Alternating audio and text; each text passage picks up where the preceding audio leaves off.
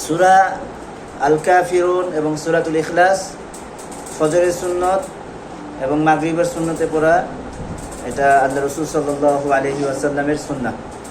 এবং মাকামে ইব্রাহিমে 2 রাকাত, বাইতুল্লাহ 7 বার তাওয়াফ করে মাকামে ইব্রাহিমে 2 রাকাত যে সুন্নত পড়া হয়, এটাও এই 2 রাকাতেও সূরা কাফিরুন এবং সূরা আল ইখলাস পাঠ করা সুন্নাহ। এই সূরা আল ইখলাস, সূরা কাফিরুন আর সূরা আল ইখলাস পাঠ করে ওই দিনে যদি কেউ মারা যায়, ইনশাআল্লাহ ঈমানের সাথে সে মারা যাবে। আর রাতে পাঠ করলে ওই রাতে মারা গেলে সে ঈমানের সাথে মারা যাবে ইনশাআল্লাহ। এজন্য ঈমানের সাথে মারা যাওয়া এটা হলো সবথেকে বড় পাওয়া। তো আমরা এই 2টি সূরা ভালো করে শিখব। সূরা আল কাফিরুন অনেকের পেছ লাগে, কারো সূরা ইখলাস এক সাহাবী প্রতি রাকাতে পড়তেন, তো তাকে জান্নাতি বলে ঘোষণা, মানে এই সূরার ভালোবাসাই তাকে জান্নাতে নিয়ে যাবে। এটা আল্লাহ রাসূল সাল্লাল্লাহু আলাইহি ওয়াসাল্লামের বাণী। এই 2টি সূরা এখন আমরা পড়বো ইনশাআল্লাহ। তো আমার সাথে বলো, বিসমিল্লাহির রহমানির রহিম।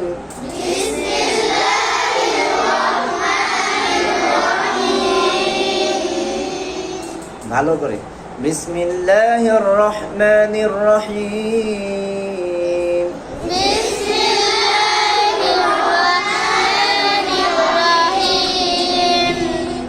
قل يا أيها الكافرون قل يا أيها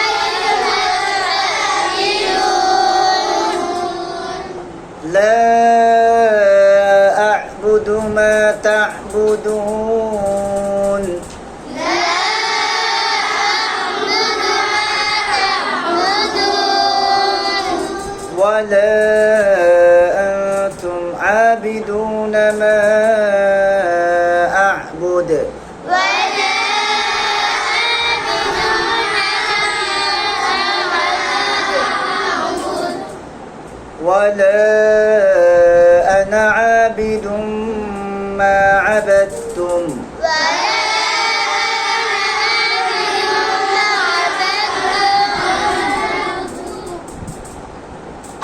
ولا أنا عابد ما عبدتم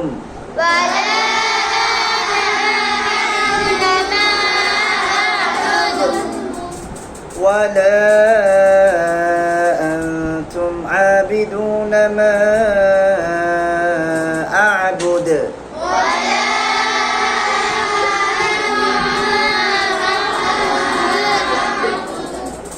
لكم دينكم ولي دين لكم دينكم ولي دين بسم الله الرحمن الرحيم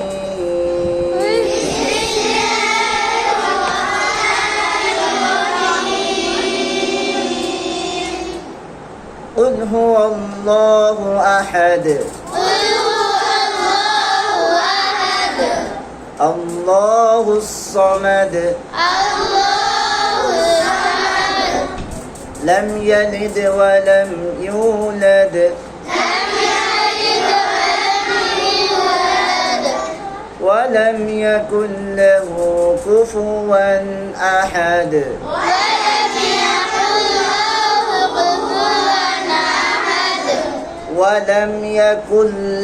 ولم يكن له كفوا أحد ولم